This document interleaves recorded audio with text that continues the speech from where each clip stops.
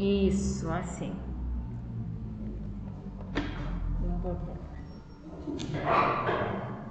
Bom, gente, então hoje a gente vai falar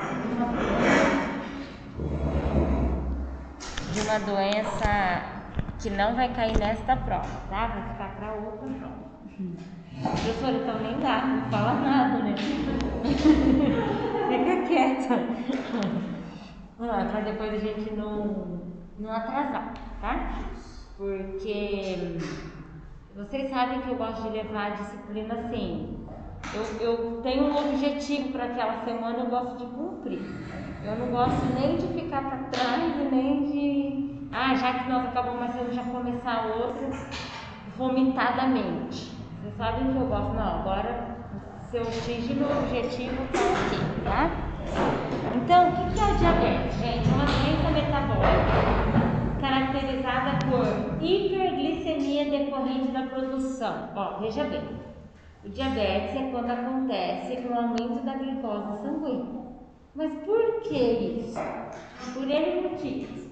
Ou existe uma produção baixa de insulina, ou não tem produção de insulina, ou existe uma resistência à insulina. Então vamos pensar. Eu comi um pão agora, né? Esse pão, onde começou a digestão desse pão? Na boca, porque se ele tem carboidrato, o carboidrato do pão já começa a ser digerido na boca. Mas o pão, ele também tem a proteína, porque vai ovo, um exemplo que eu estou dando, né? Esse pão também vai leite, e a digestão dessa proteína começou na boca? Não, no estômago, né? Então, beleza. Eu comi um pão, como a maior parte do pão é carboidrato, eu comecei a digestão dele na boca, o estômago continuou a digestão e o intestino, lá no duodeno, essa digestão ainda continua, certo?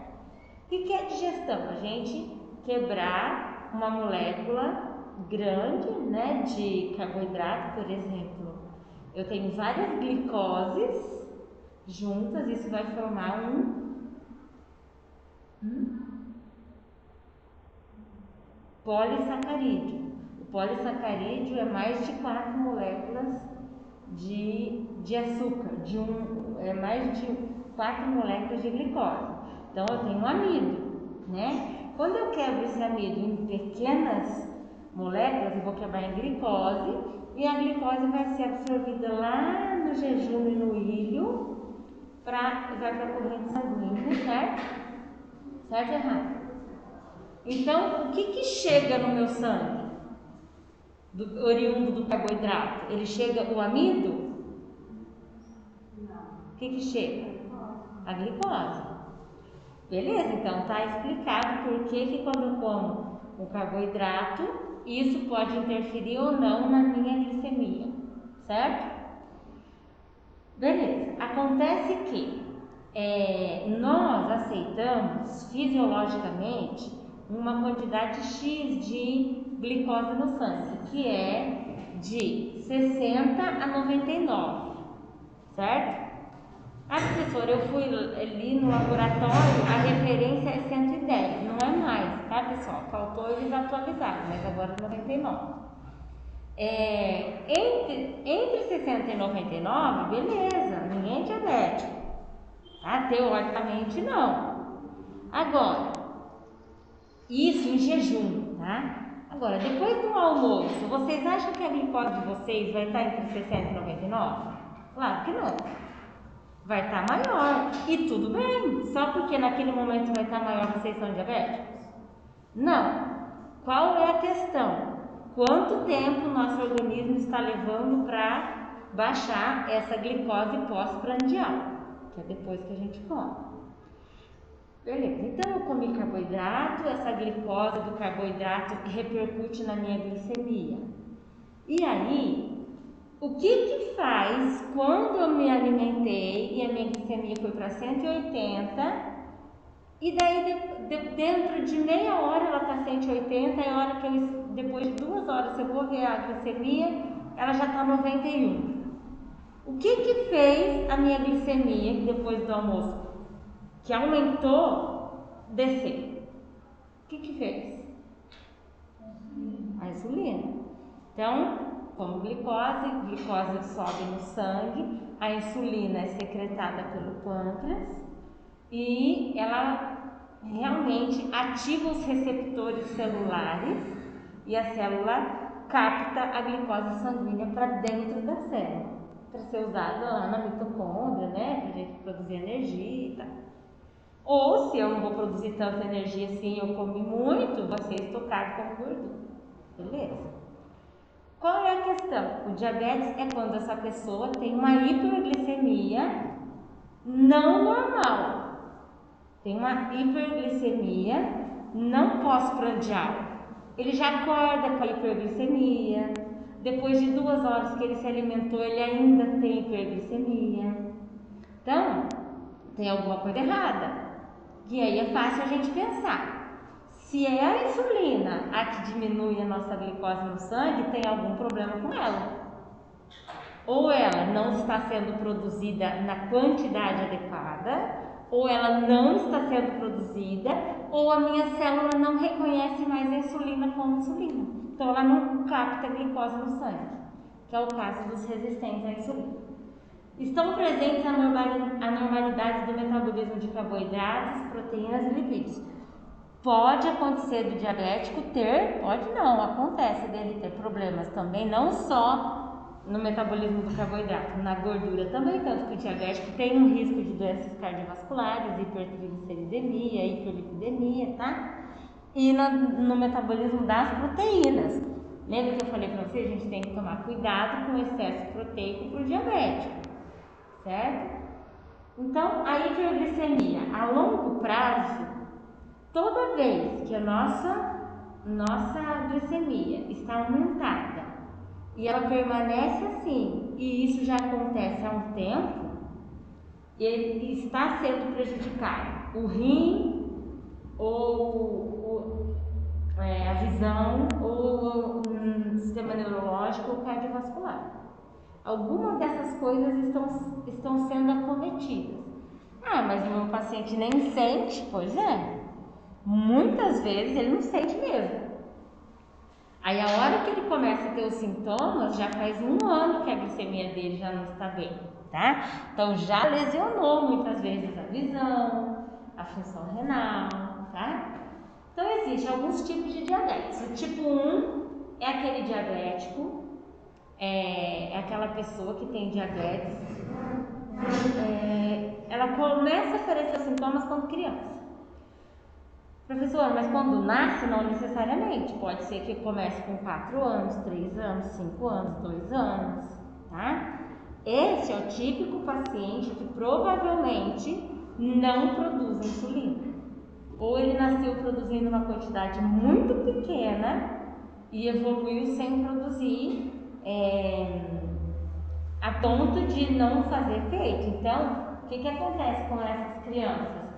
Começa, entra em coma, né, desmaia, nunca tiveram nada, a mãe na verdade não sabia, porque nunca percebeu que a criança fazia muito xixi, ou que ela tinha muita sede, né, ela cansou, correu demais, né, aí vai para o hospital, vê a glicemia, tá super alta, interna, vai para a UTI, era diabético. Isso não é incomum acontecer, é bem comum. Geral, quando criança, é o diabetes tipo 1, tá? Então, uma deficiência progressiva e absoluta de insulina, com incapacidade de produzir esse hormônio. Quando acontece quando criança, é exatamente como eu falei. Não existe produção, é uma produção muito pequena. Pode ser resultado de um defeito das células beta do pâncreas, que é as células que secretam a insulina. E por que essas células beta não funcionam? Elas podem ser destruídas por um processo autoimune ou por uma causa não definida. Pode ser que a mãe foi diabética, pode ser que tem um diabético tipo 1 na família, pode ser que a mãe era uma mãe obesa, a gestante, aliás, né? Esses dias, gente, eu fico louca. Na Globo, sabe? vou ter que dizer, foi no Fantástico ainda, eu acho. Eles falaram assim, a gestante, como é que é? A gestante que ganhou nenê, vê assim, que a gestante que ganhou nenê, eu falei, bom, se ela é gestante que ganhou nenê, ela não é gestante, né? Ela não é gestante, ela ganhou nenê, ela é uma puérpera. Ela é uma... Sabe? Olha, eu fico indignada com você. Vai lá dar informação, mas vai estudar, vai para poder saber. A gestante que ganhou o nenê, na hora eu parei lá, falei, eu escutei isso mesmo, né? Eu escutei. Nem sei porque que eu falei isso. O que eu falei mesmo? Lembrei. A gestante diabética, a mãe gestante, eu falei agora. A gestante diabética, obesa, ela pode ter filho, criança diabética, tá? Então, mas não existe uma causa definida. Pode ser que não tenha nenhum caso na família, pode ser que a mãe não foi obesa e nem diabética, a mãe não, a gestante, tá? E a criança pode desenvolver o diabetes tipo 1, tá bom? No caso da Fernanda, ela era obesa, não era? Ela foi bariátrica. Mas ela foi, quando ela ganhou antes, ela era obesa. Ela era obesa, tá vendo? É um exemplo disso daí. Diagnosticado geralmente na infância ou na adolescência, geralmente diagnóstico até 30 anos, geralmente até antes dos 15, tá? 10% dos pacientes têm esse tipo de diabetes. Esses pacientes evoluem com insulina para o resto da vida, porque não produz, gente. Então ele tem que injetar, auto-aplicar insulina. Tem que viver com isso. Não tem o que a gente fazer, tá bom? Pode ser por caneta, pode ser por bomba, tem N formas de aplicar insulina. Vai ter que ser aplicado, tá? Refeições em horários definidos, com sincronia com o tempo de ação de insulina. O diabético tipo 1, como ele não tem insulina, ele não produz insulina, a gente tem que casar o que ele come com a insulina que ele recebe, porque nós temos vários tipos de insulina, de ação rápida, ultra rápida, regular e ação lenta. Vamos pensar. O meu paciente vai almoçar agora. Eu vou dar uma insulina de ação rápida ou ação lenta?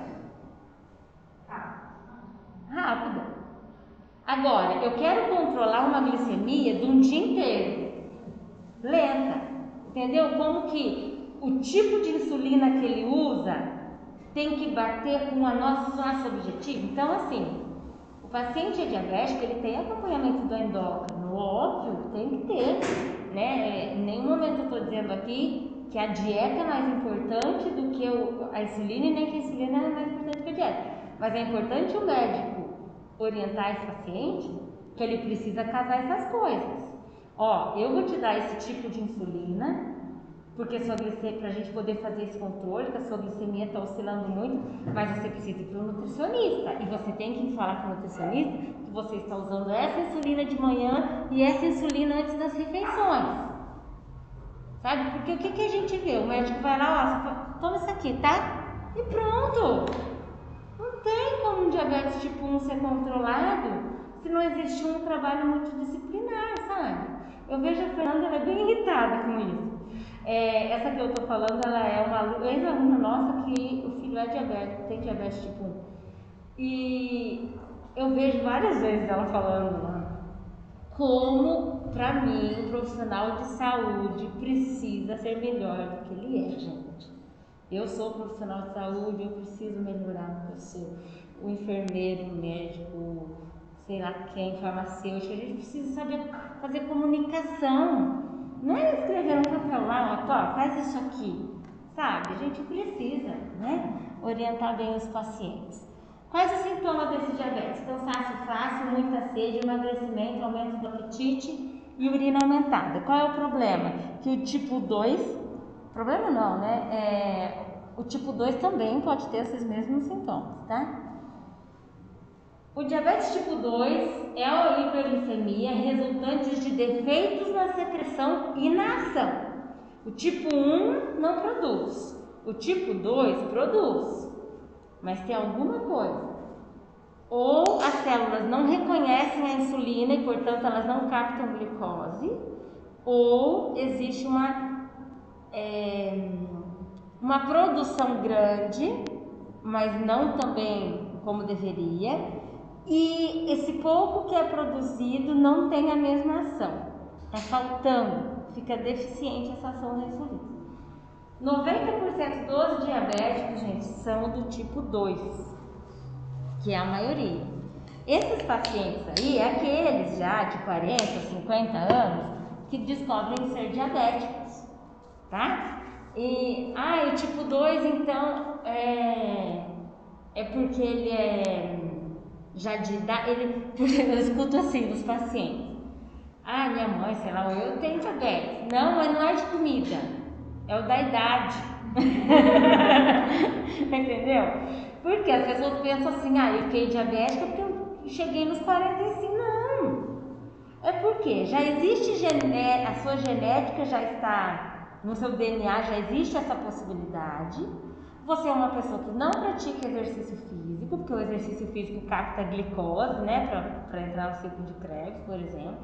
Não pratica exercício físico, você come uma quantidade grande de doces e carboidratos, né? E aí a insulina, ou come demais, e aí a insulina vive alta, para quê? Para colocar glicose no sangue, daí vai criando-se uma resistência à insulina. Então assim, não, você é diabético por conta do seu estilo de vida, não é só porque você chegou nos 45, 50, 60, não, você fez por onde, certo?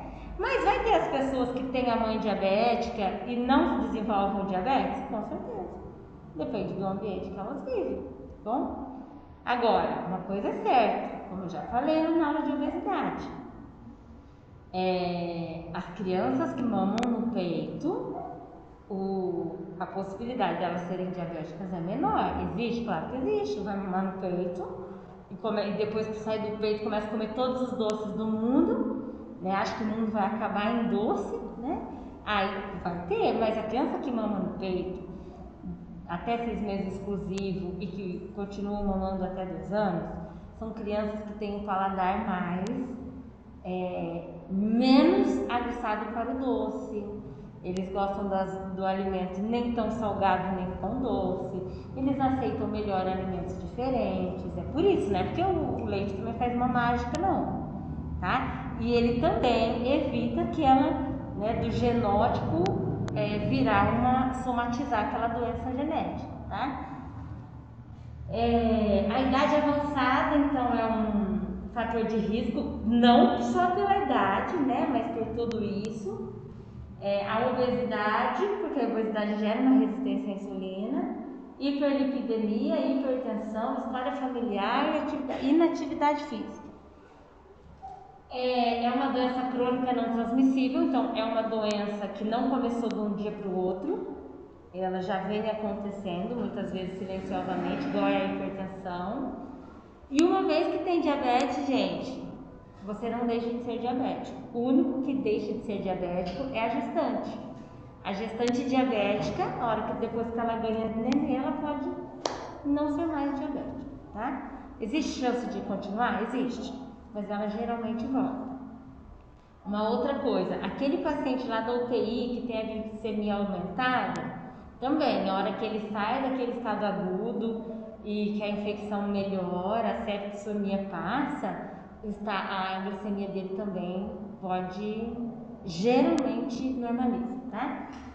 Afeta o metabolismo de lipídios, aumentando ácidos graxos livres e níveis de triglicerídeo, além de reduzir o HDL. Então, é uma doença crônica que tende a causar uma doença cardiovascular e, infelizmente, a doença renal, que para mim é a pior das complicações do diabetes. Apesar que depende, né? Uma complicação de visão pode deixar 100% cego, né?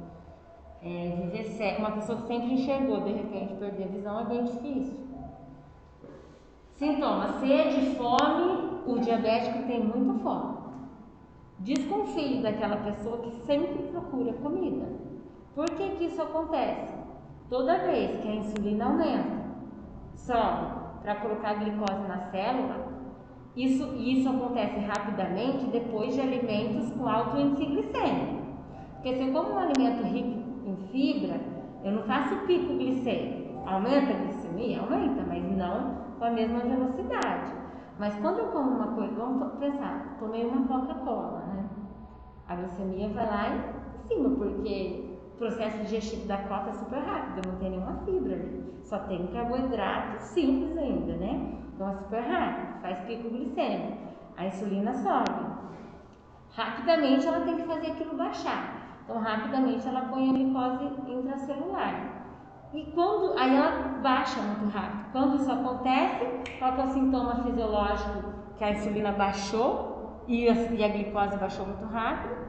É um sintoma fisiológico, tipo, você vai ter que comer de novo, porque está tudo muito baixo. Fome. Então, o diabético é característico dele. Ele fala, eu tenho fome, eu tenho vontade de doce, certo? Urina aumentada e perda de peso inexplicável. O tipo 3 é a elevação da glicemia por doenças não pancreáticas e terapia farmacológica. É o paciente da UTI. Ele não é diabético, mas ele está hiperglicêmico devido a complicações agudas, devido a estresse metabólico, tá? E o 4 é o diabetes gestacional. Existe uma resistência à insulina causada pela placenta e hormônios placentários. Por isso que ganhou o neném e acabou o diabetes, né? Porque a placenta é retirada, então é por isso que a mãe geralmente não evolui com diabetes depois de mãe.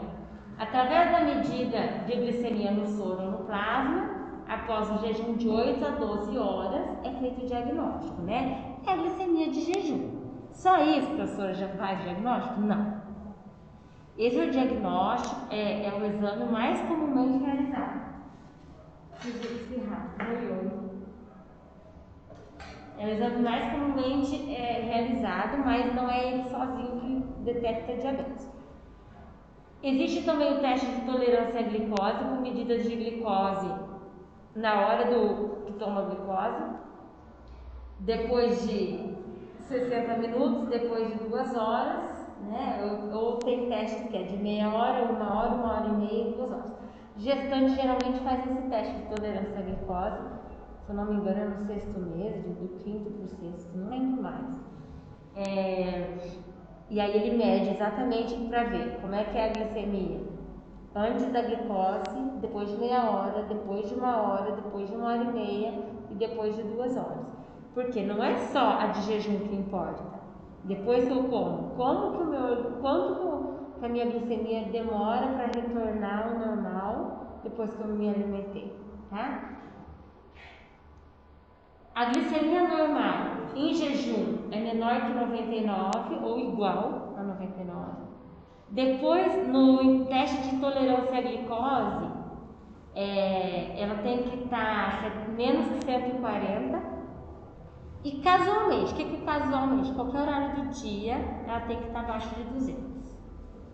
A glicemia de jejum alterada, ela está acima de 100 e menor que 126. A tolerância está diminuída quando a gente vê, depois da ingestão de glicose, a glicemia está 140 até 200. E quando é diabético? Quando a glicemia de jejum é maior que 126, quando após a ingestão de glicose dá mais que 200 e casualmente, qualquer horário do dia também dá mais que 200 e ainda tem sintomas, certo? O exame de glicose deve ser repetido em dias diferentes. Não dá também para fazer o exame hoje e deu alterado e dizer que o paciente é diabético. O médico tem que pedir novamente, pelo menos mais 2 vezes, em outros dias. Porque, por exemplo, pode ser que a glicose da segunda-feira seja diferente da glicose da quinta-feira. Porque a segunda, o paciente pode ter passado a quinta-feira no churrasco, os colegas, né? No aniversário de criança, que tem bolo, docinho. Então, dias atípicos, assim, depois de um feriado, depois de um domingo, é bem raro, assim, até pra gente, quando o nutricionista vai pedir um exame, é melhor orientar um dia mais típico possível, tá? O que é a hemoglobina glicada, gente? Deixa eu ver só que horas são. A hemoglobina glicada, ela tem mais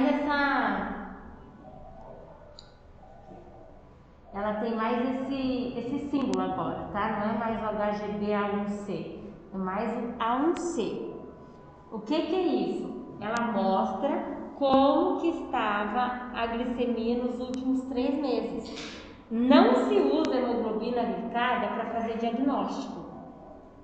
Diagnóstico é a de jejum, é a tolerância à glicose e a glicemia casual. E a de jejum repetida alguns dias. A glicada é para você, eu vou te pedir um exame de glicada, tá? Aí você pede, aí o paciente chega lá com essa glicemia 9%, H1C de 9%. O que isso mostra? Que nos últimos 3 meses a média de glicemia foi 240. Será que ele seguiu a dieta? O que vocês acham? O paciente chega com hemoglobina glicada de 9%, ó. 240 miligramas deu por decilitro. Isso aqui é como se fosse... O que é 9% de A1C? Isso é como se desse 240 de glicose no sangue. Mostrou que nos últimos 3 meses a glicemia dele ficou 240. Ele seguiu a dieta? Provavelmente não. Ou é um diabético tipo 1 que a insulina que ele está recebendo é pouca. A gente precisa conversar com esse médico, tá? Mas a glicada mostra isso. A média de glicemia dos últimos 3 meses.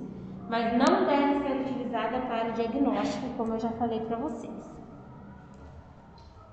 Qual é o objetivo, então, da insulinoterapia? Repor a insulina basal, normal, que é a insulina durante o nosso sono, a insulina de jejum e entre as refeições, bem como a insulina prandial durante as refeições, através da administração por via subcutânea. Então é a administração de insulina para manter. Gente, a gente precisa de insulina o tempo todo, né? Claro que no jejum eu vou ter menos insulina. Depois que eu como vai estar aumentada. Se eu for um diabético, ela vai estar aumentada em qualquer estágio do dia, né? Porque como a insulina não tem ação, fica secretando um monte de insulina, então fica hiperinsulinemia. Os principais tipos e duração da ação das insulinas. Então tem a insulina de ação rápida e curta, que pode ser combinada com a insulina de ação intermediária ou longa, usada em doenças agudas. Essa de ação intermediária ou longa, tá? Que é mais usada na aguda.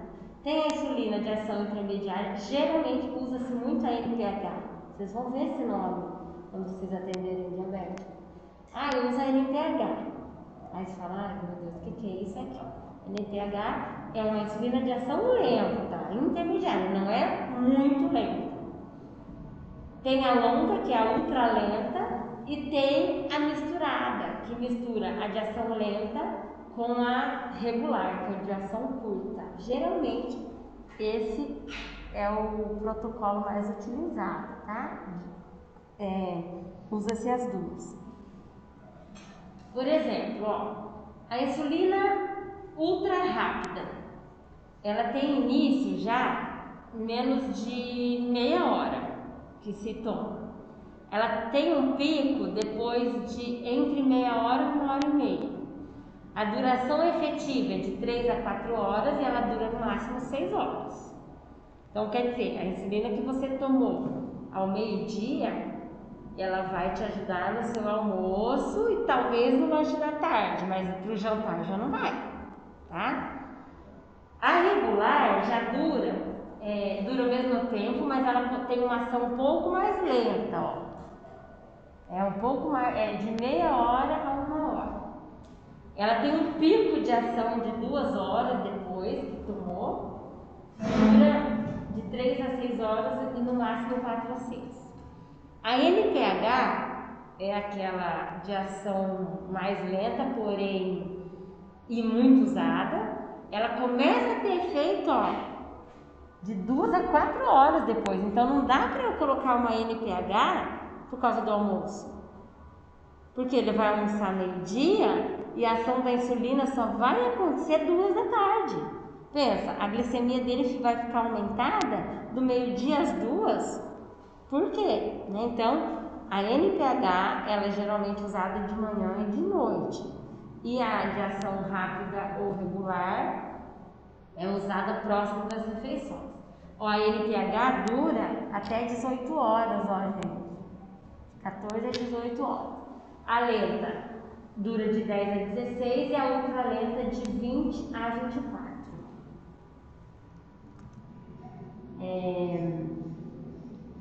Existem os injetores portáteis, as canetas, vou trazer depois para vocês verem.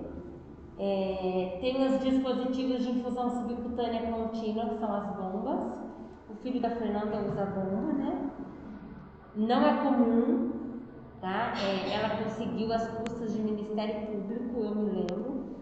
E é super bacana porque ele fica, né, com a bomba e ele já detecta quando a insulina dele está aumentada, a glicemia dele aumenta, a bomba já injeta nele.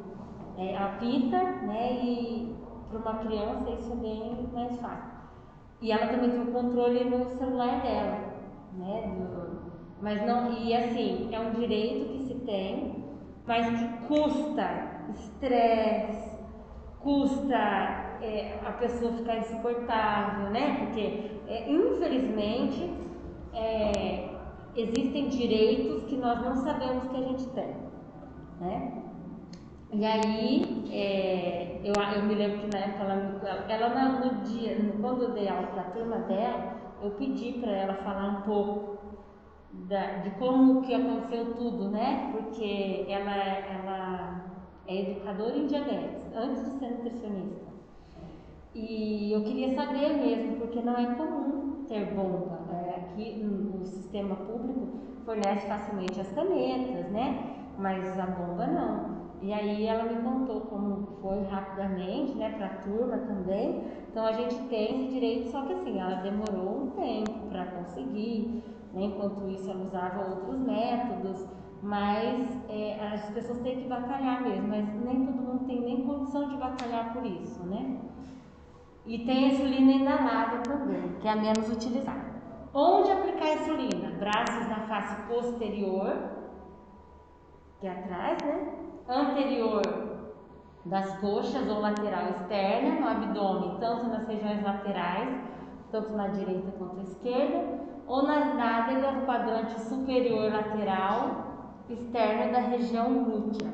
Então, na parte de cima. Cadê? Eu não tinha uma foto aqui? Não sei onde eu pus a foto, gente. Será que está na minha grau? Não sei. E aí, qual é o cálculo para administrar insulina para adultos? A regra geral, a gente chama insulina unidade de insulina, tá? Então, 0,8 a 1 unidade por quilo por dia. É a regra geral, tá? Mas a gente pode relacionar ao grau de resistência à insulina, que no caso dos pacientes eutróficos, a gente pode usar o cálculo de 0,5 a 0,6 unidades por quilo. Então, por exemplo, geral, né, um paciente de 70 quilos usaria 7 unidades de insulina, uma unidade por quilo, seria uma unidade para cada quilo. Você tem 70 quilos, 70 unidades, vamos pensar assim. Agora, os eutróficos usariam metade disso, tá? No dia, metade. 2 unidades por quilo de peso seria utilizado para os indivíduos obesos ou com grande resistência à insulina. Então, se considerar o estado nutricional, 0,5 a 0,6 unidades. Se considerar o obeso, 2 unidades. Qual é o objetivo? Associar, vocês já vão entender, a gente conseguir calcular e ensinar o paciente quanto de insulina ele tem que se aplicar para aquela refeição que ele vai fazer. Isso se chama esquema de contagem de carboidratos. Foi ela que deu, não foi o curso? Vocês participaram? Foi bem, eu imagino que tenha sido bem legal. Eu não participei, embora eu queria fazer isso, mas eu não lembro o que houve. Garantir melhor o controle glicêmico, visto menor variação da glicemia pós-prandial. Então, o esquema de contagem nos ajuda a fazer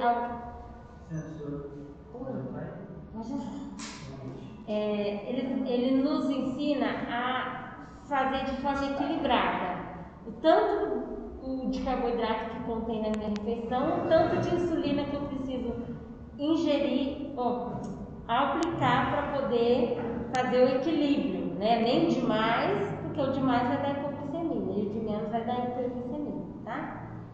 Garantir individualização da dieta, enfatizando a educação nutricional. Aí a gente tem um cuidado individualizado, né? Porque a gente vai focar naquela refeição daquele paciente. E outra, ele pode, dentro do hábito dele, hoje eu vou comer o arroz, o feijão, vou comer o purê de batata também. Ele pode se permitir isso, mas ele vai saber que ele vai estar ingerindo uma quantidade de carboidrato maior, porque o feijão tem carboidrato, o arroz tem carboidrato e o purê tem carboidrato. E aí as unidades que ele vai se aplicar vão ser diferentes neste dia, tá? É o correto ele estar sempre assim? Não. Mas ele pode individualizar para os dias que não são padrões, porque a gente não vive igual todos os dias, né? Tem um aniversário, tem algum evento, né? Então a gente pode ter uma vida normal, né? Tudo aquilo que nos tira muito das coisas que a gente gosta ou do que é hábito, é um motivo para a gente deixar de fazer, certo? Então vamos lá para o esquema de contagem. Eu tenho que, primeira coisa, quantificar o número de porções de carboidrato. Que essa pessoa, eu tenho que ensinar, na verdade, o meu paciente a fazer isso. E estabelecer relação com a dose de insulina. Então a regra geral para adultos é 15 gramas de carboidrato, 1 unidade de insulina. Ou de acordo com o peso. Então deixa eu dar um exemplo aqui. Por exemplo, olha lá. O primeiro pessoa ali, ela tem um peso de 48 quilos. Eu vou dar 1 unidade de insulina para cada 16 gramas de carboidrato da refeição. Entenderam? 1 unidade para cada 16 gramas da refeição. Não, essa pessoa pesa 80. Então é aqui, ó 80 aqui, ó. 80,5. Quanto que eu vou dar de insulina? 1 unidade para cada 11 de carboidrato da refeição. Então, se vocês forem trabalhar com diabetes, essas são tabelinhas que vocês têm que ter perto aí de vocês, tá? Vamos para um exemplo. Assim.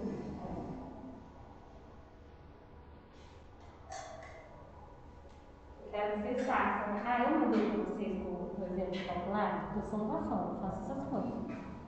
Mandei? Olha aí, vocês não estão acompanhando a apostila aí, não, né? Então, vamos lá. Esquema de contagem de carboidratos. Professor, mas a pessoa não vai saber, não. Vocês vão fazer uma tabela de todos os alimentos, né? E colocar lá, tipo, uma colher de arroz tem tanto de carboidrato, uma concha de feijão média tem tanto de carboidrato, uma batata pequena tem tanto de carboidrato, uma concha média de polenta tem tanto de carboidrato, um pão francês, uma bisnaguinha, um pão caseiro, uma fatia de pão caseiro na grossura de um dedo, né? A gente tem que montar essa tabela. Professora, como? Tabela de composição de alimentos. Mas vocês não precisam colocar tudo, só colocar o alimento com a medida caseira e a quantidade de carboidrato para aquela medida caseira geralmente usual, né? Tipo, vocês não precisam colocar 4 colheres de arroz lá, vocês podem colocar 1 colher de arroz de sopa. Se ele for comer 4, ele vai fazer vezes 4, tá? Então vamos supor que esse aqui era o almoço dele, ó, 4 colheres rasas de arroz de sopa. Lá na tabelinha que eu dei para ele, tá lá que uma colher tem 5 gramas de carboidrato. Mas é que ali eu já fiz a conta, 4 colheres tinha 20. 2 colheres de sopa de feijão, 8 gramas de carboidrato. 2 colheres de sopa de cenoura, 5 gramas. Um bife não tem carboidrato. E um caqui, 17. Então, no decorrer de 5 dias, ele já aprendeu o que tem o arroz, o que tem o feijão, o que ele mais comer, que é o hábito. Aquilo que é hábito para ele vai gravar também. Então, só vai parecer difícil no começo. Somou tudo. Então, essa refeição de arroz com feijão, cenoura, um caqui, um bife, deu 50 gramas de carboidrato. Agora, vamos lá para a nossa continha. Quanto de insulina deve ser aplicado no paciente que utiliza insulina de ação rápida e que possui 50 quilos? Vamos lá. Vamos fazer vocês não estão aí. O café da manhã, vamos supor que ele fez essa soma aqui, mas lá ia ter pão, leite com café, sei lá, manteiga. Aí quando ele somou, o café da manhã deu 50 gramas. Vamos fazer essa conta.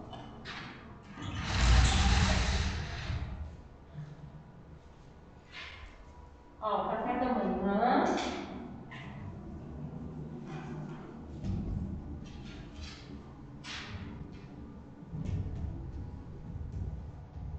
Se eu pensar que esse paciente tem 50 quilos, vamos lá naquela tabelinha dos pesos?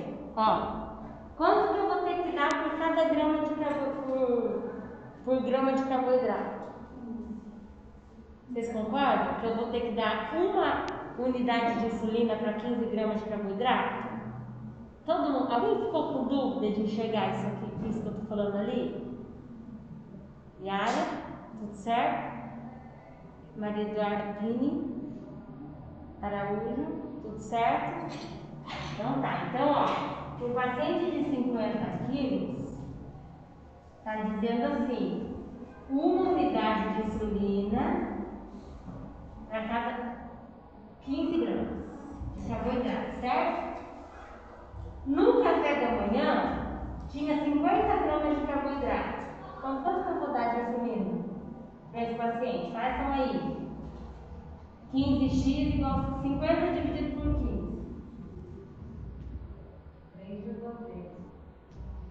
3,3 unidades de insulina.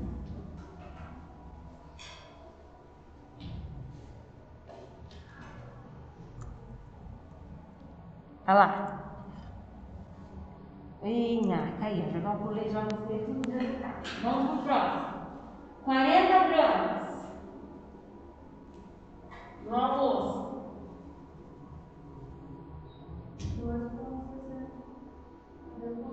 Uma unidade a cada 15. 40 dividido por 15 dá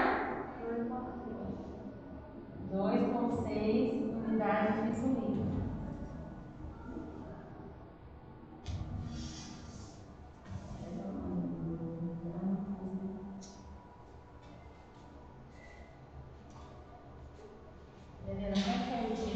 Faz certinho, sabe?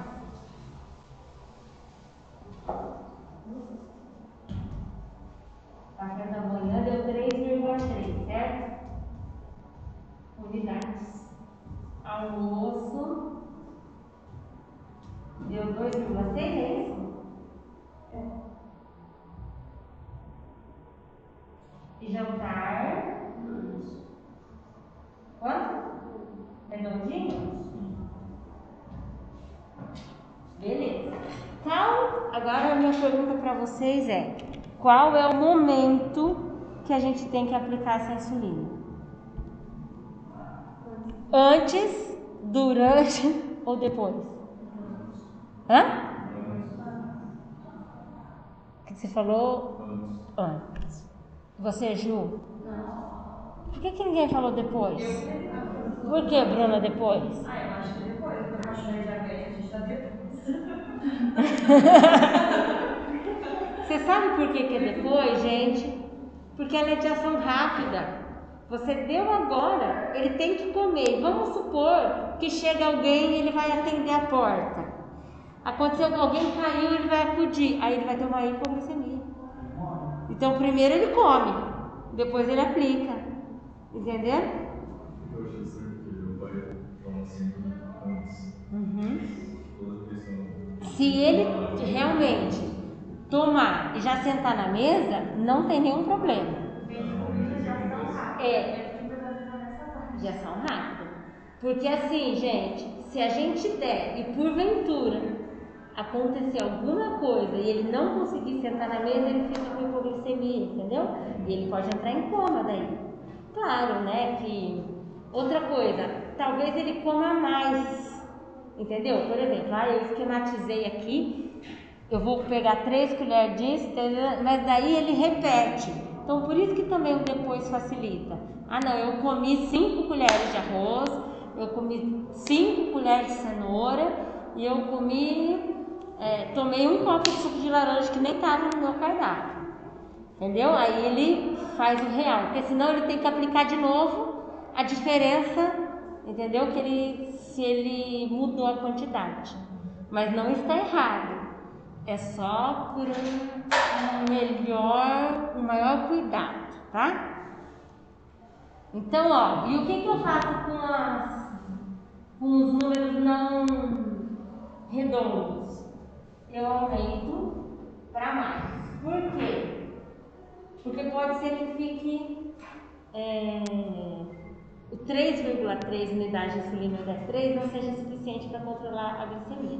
Agora, se porventura deu 3,6 e vocês deram 4 e ele relatou que ficou com sintomas de hipoglicemia, aí vocês podem orientar ele, então, orientar para o menor, tá? O que mais que eu ia falar sobre isso com vocês? 3,3, 2,6, era o arredondamento, era o horário. Eu acho que é isso, gente. Deixa eu só ver se eu vou parar aqui. Vou parar aqui. Só vou falar mais isso. Complicação. Então, a hipoglicemia, gente, ela é uma complicação muito comum e ruim, porque se morre de hipoglicemia facilmente, tá? Não é só hiperglicemia, não. Possíveis causas: atraso em refeição pode causar, consumo inadequado de carboidrato, esforço físico fora do normal, né? Por algum motivo ele precisou correr para pegar o ônibus, assim, ou elevada dose de insulina, um erro no excesso.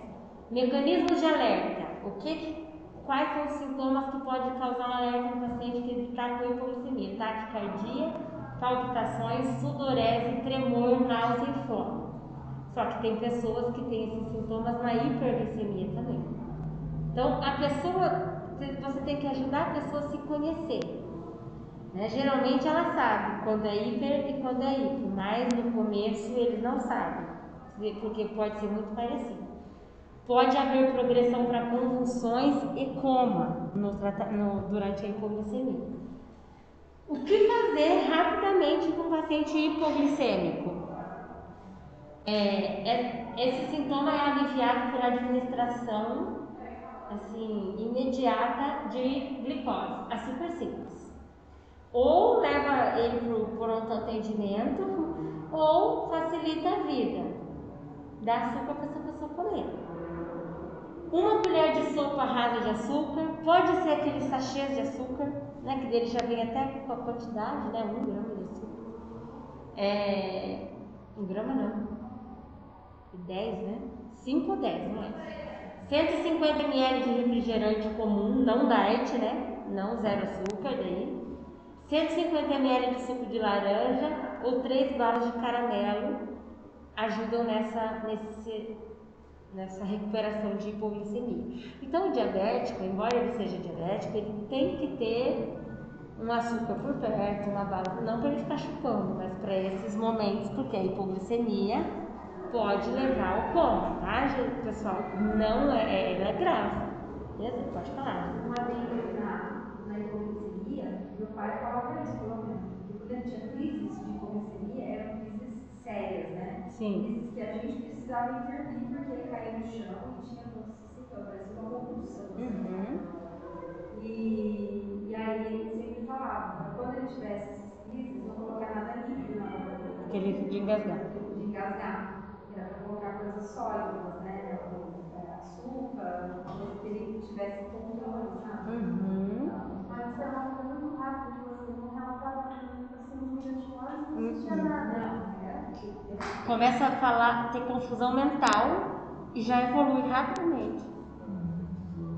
Né? Começa a não falar coisa com coisa, aí você fala, aí tá dando. Pronto. Mas ele descobriu que estava com diabetes, daí ele ficou tão assim, frustrado de medo de ter uma crise, porque ele foi pro hospital, assim, porque ele teve uma alta e foi para o hospital. Aí ele começou a tomar insulina, mas eu acho que ele ficou com medo de comer, sabe? Aí foi que ele teve uma hipoglicemia, foi para o hospital, para o É muito comum, certo? Então, ó, vou parar aqui na hiperglicemia, tá? Por